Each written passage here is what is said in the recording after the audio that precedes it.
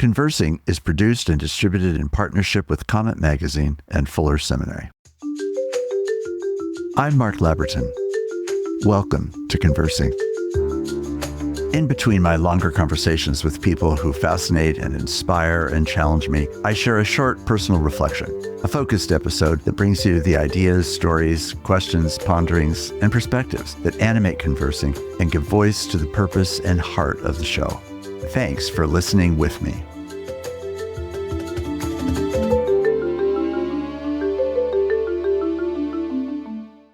Leadership is defined by listening.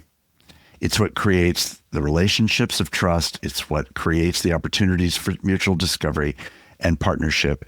It's what allows the space to be created in which it's not just me as the leader, if I am the leader, but us as a group together in communion, sharing leadership responsibility for whatever it is that we might be doing, and how much we can listen and hear and learn and engage with one another is critical. Listening is as critical to the existence of leadership as it is to the partnership of leadership. If we don't have listening, then the partnership that leadership requires simply can't exist. It's like depriving it of essential oxygen. The oxygen of leadership is an oxygen of working with other people that you are leading. And those people that you're leading are not being ordered. They are being listened to, known, served, collaborated with, discovered, changed by, renewed by, recreated by. All of these things are the dynamics of what leadership is really about. And if listening is not present as an active ingredient, not just from the primary leader, but from the, let's say, the leadership team, that we are committed to communication, excellent communication with one another is a quality that will in every way define the outcome of what that group is capable of doing. Absent listening, it will not be probably capable of even doing very much, and it will certainly not be able to do it very well.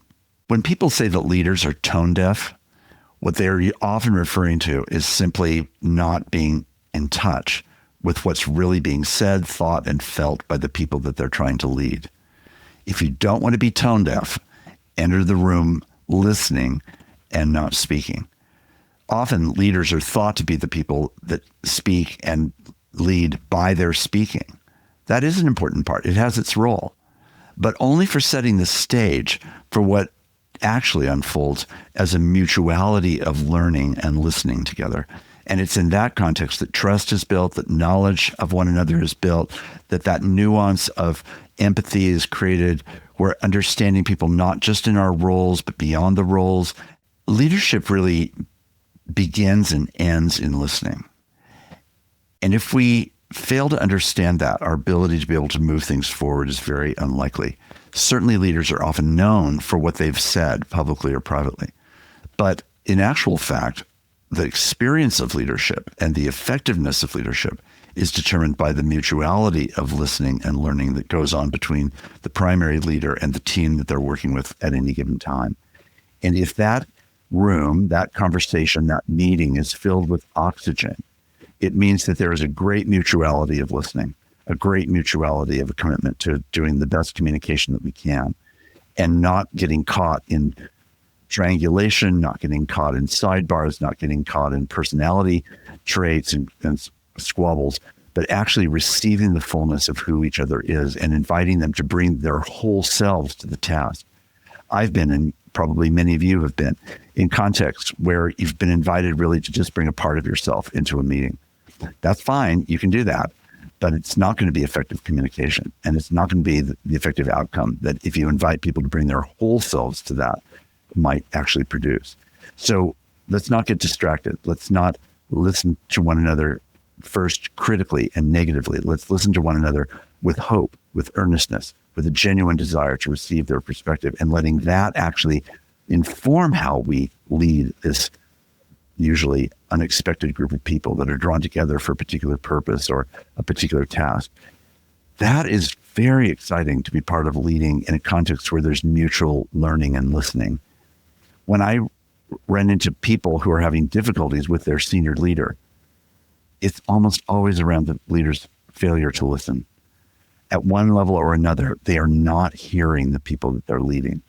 I've been guilty of that. I've been called on that by people that I've served with.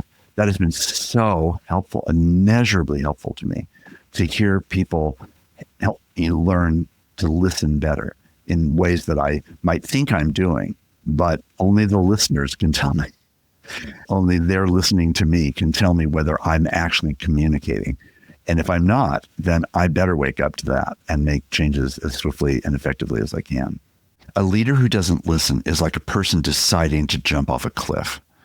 They may have no intentionality, maybe even no awareness that they're doing it. But the longer they don't listen, the more they are isolated by themselves and at risk.